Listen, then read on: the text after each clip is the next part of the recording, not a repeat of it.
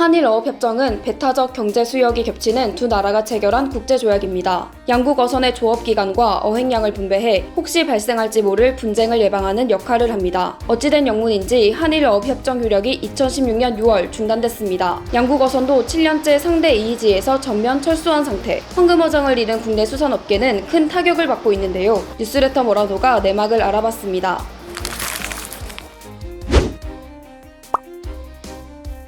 한국과 일본은 1998년 신한일어업협정을 처음 체결해 2015년까지 매년 어기에 맞춰 조업 조건을 확정하는 협상을 벌여왔습니다. 그런데 2016년 6월 한일 갈등이 불거지면서 협상이 중단됩니다. 그 이유는 일본 정부의 무리한 요구 때문. 일본은 동해 중간 수역에서 자국 어선의 조업 수역과 기간 확대를 요구합니다. 또 우리나라 갈치 어선 수는 줄여야 한다고 주장합니다. 특히 일본이 독도 영유권 주장을 고수하면서 어업 협상은 파국을 맞습니다. 결국 EEZ에서 조업하던 부산 경남과 강원도 선사들은 막대한 피해를 보고 있는데요. 수협중앙의 수산경제연구원에 따르면 한일어업협정 중단으로 연평균 피해액이 609억 원에 달한다고 합니다. 올해까지 총 4,200억 원이 넘는 액수입니다. 네.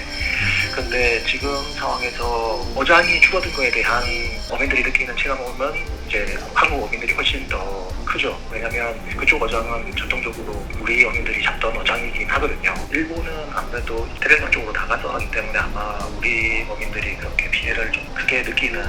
특히 동해에서 많이 잡히는 고등어, 갈치, 오징어, 가자미를 주력으로 하는 업종 피해가 큰 것으로 나타났습니다. 고등어를 잡는 대형 선망 수협에 따르면 2015년 EEZ에서 잡은 고등어는 17,415톤에 달합니다. 이제 직전까지는 들어갔을 때 24개 선단이 있었는데 5, 6년간 선단 5개가 지금 감첩되거나 이제 파산으로 지금 사라졌죠.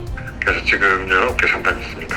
10월 추석 때까지 보통 이제 조업을 많이 했어요. 지금은 이제 거기를 못 들어가다 보니까 어민들이 많이 어려워한다. 가자미를 주로 잡는 서남구 기선 저인망도 매출이 크게 감소했다고 합니다. 제주 갈치잡이 연승 어선 역시 200km 떨어진 EEZ를 포기하고 3배 이상 떨어진 동중국해까지 장거리 조업에 나서고 있습니다. 그쪽에 가면 그래도 고기가 과거에 보면은 잡아온 상품이 좋았고, 일본 우리는 새로운 어장을 개척하려고 하니까 거기 적은 배들 가지고 기름 떼가면서 냉동시설도 안 돼 있는데 가지도 못하고. 수산업계는 정부의 출어 경비 지원과 감척 사업 지원비도 턱없이 부족하다고 지적합니다. 680만 원 그걸 이제 지원금이라고 받고 있습니다. 정부에서 감척 사업을 많이 권장하는데 그걸 받아가지고는 빚 정리도 안 됩니다. 유독 이 수산업 쪽으로는 한일 관계가 나빠서 이거 안 됩니다.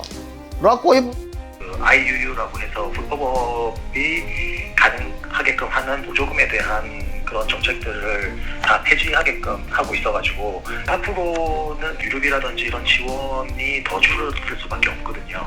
조금 고민이 더 필요하고 그냥 금전적으로 보조해주는 게 아니라 어장이 이동을 하고 있기 때문에 거기에 대한 조사라든지 정책적인 유연성을 통해서 이제 지원을 해줄 수 있는 방향으로 가는 게 장기적으로 봤을 때는 맞지 않느냐라고 저는 생각을 합니다. 해양수산부는 한일어업 협상 재개를 위해 노력하고 있으나 구체적인 진척은 없다고 밝혔습니다.